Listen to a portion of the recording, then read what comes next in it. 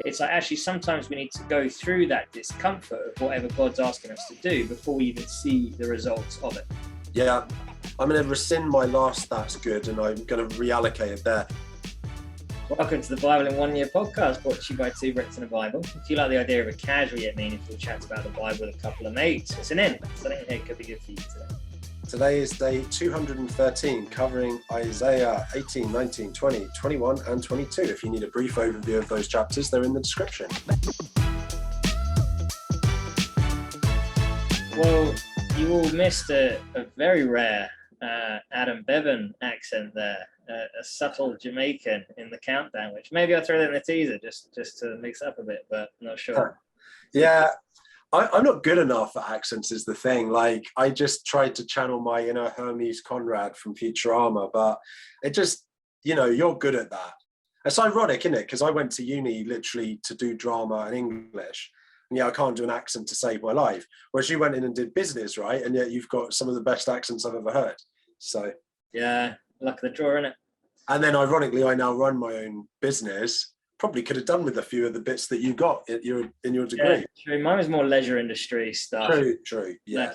Less applicable, but still useful in it. Marketing, that's for sure useful. So 100%. Right, alrighty. So diving into, obviously still in Isaiah 18, verse 3. All you people of the world, when a banner is raised, you will see it, and when a trumpet sounds, you will hear it.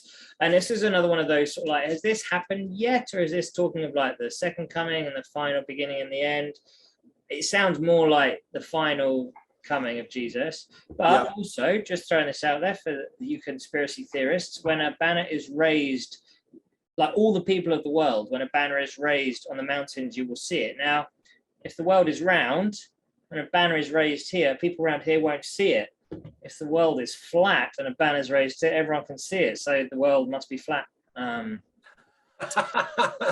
you go. You heard it here first, folks. Even though we literally picked out the verse in the Bible I think it was in Proverbs, might have been Psalms, that said how it was like the earth was hanging and spherical. So, yeah.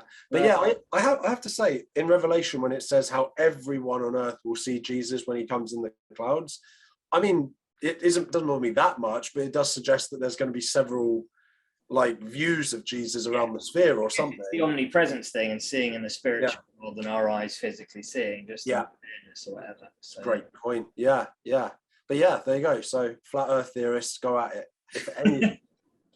If you listen to our channel, don't think there's probably a huge intersection between flat earthers and our little channel. But right, so 18:5, for before the harvest, when the blossom is gone and the flower becomes a ripening grape, he will cut off the shoots with pruning knives and cut down and take away the spreading branches.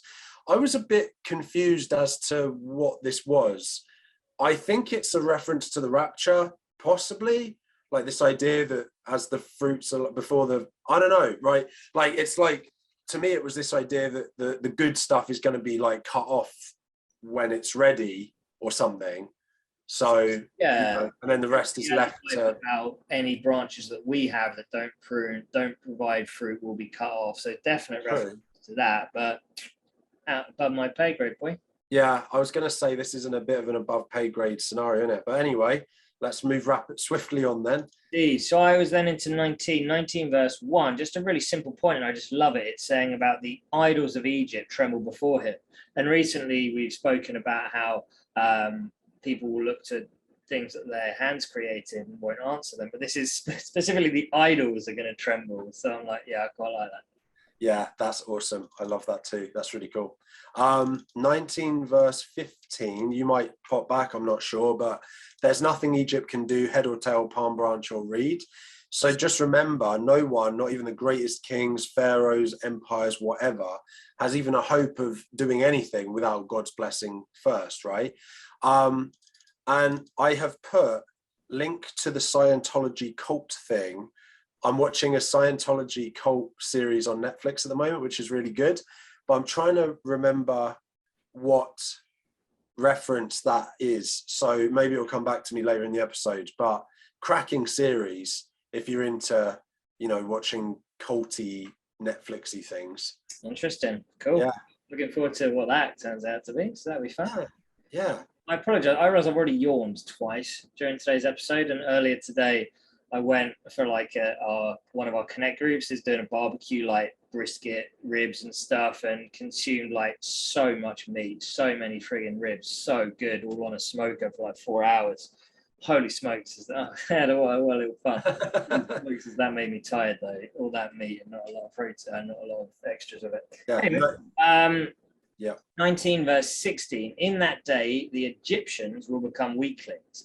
And now obviously a bit of context here is a lot of Isaiah is prophecy against Egypt, prophecy against the Philistines, prophecy against Moab, prophecy against everyone. And it's talking about like God just coming back and going to town. But yeah, the Egyptians, an absolute powerhouse back in the day, will become weaklings. And it just threw up this whole, the weak become strong, the strong become weak. In our weakness, he is strong. It's all it's all sort of a reverse logic, effectively. Yeah. It's cool. I love that, dude.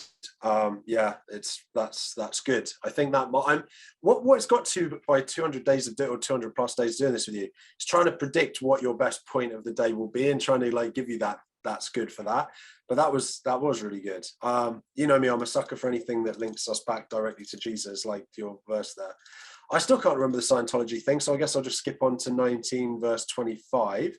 The Lord Almighty will bless them, saying, blessed be Egypt, my people, Assyria, my handiwork, and Israel, my inheritance. So it's just a great verse again to show how God intends that everyone has a place in his kingdom.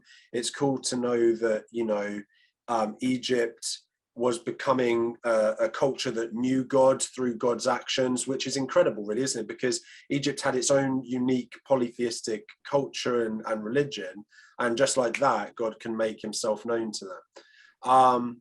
So true. Yeah. And also, it's interesting because quite often Jewish people and Jewish ideology is this idea that they're the chosen people and the Gentiles are separate, right? And obviously then Paul comes along and Jesus and everyone before that, and it's like, whoa, no, this is for the Gentiles too. Yeah. But even in the Old Testament, it's quite clear that it's not just about the Jews. So yeah. Yeah. I'll let you make the next point. We have the same verse, but I'll let you make your point first because I'll say something a bit different. Okay, great. So 20 verse 3, the Lord said, just as my servant Isaiah has gone stripped and barefoot for 3 years as a sign and portent against Egypt and Cush. I was like, what?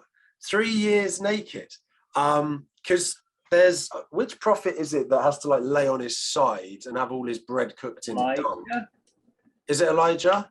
Possibly. I am spent. Yeah. You are spent. Cool. So he has to do that. But I didn't realize that Isaiah had to go 3 years in the nude. And I was quite jealous, frankly. It sounds brilliant to just be able to wander around, strut your stuff for 3 years. When you live in, Texas, sure. Yeah. Live in Canada, different ball game. But I'm in the same boat as you because I don't have any issues wandering around. Yeah. Hanging out. But the thing that I'd scat at that is not everyone's like us, mate. Not everyone would find that comfortable or fine. And the thing that I noticed was Isaiah then, just my servant, has gone stripped and barefoot for 3 years as a sign. It's like he did that before what came next, basically. And it's like that could be a really uncomfortable thing, but the discomfort came before we see the results. Like, it can't be, this is what I'm going to do, here's the big thing, but now there's this period of discomfort. It's like, actually, sometimes we need to go through that discomfort of whatever God's asking us to do before we even see the results of it. Yeah. I'm going to rescind my last that's good, and I'm going to reallocate it there. One thing that does put into question that's good, though, it was Ezekiel was the prophet. Was it? Oh, sorry. I'm going to mention Elijah later, so maybe that's why I came out. Final point is yours, if you'd like, sir. We've got one more. Lord stripped away the defences of Judas. They took it on themselves to strengthen it. Goes on to say, but then you did not look to the one who made it, which is Isaiah 22, 8 to 11-ish. And it's essentially just saying about how you go to God first. Like, even if he's the one that's put you in that place, the Lord stripped away the defenses. You still go to God first for how to fix the problem. You don't just switch to your own knowledge. So yeah, there's that. Love it. Tomorrow's Isaiah 23 to 27. Read it, please. Lovely people. Join us on social media at 2 Brits in the Bible. Spread this, help the word of God. That was the last point I was going to make as well, funny enough. Lovely.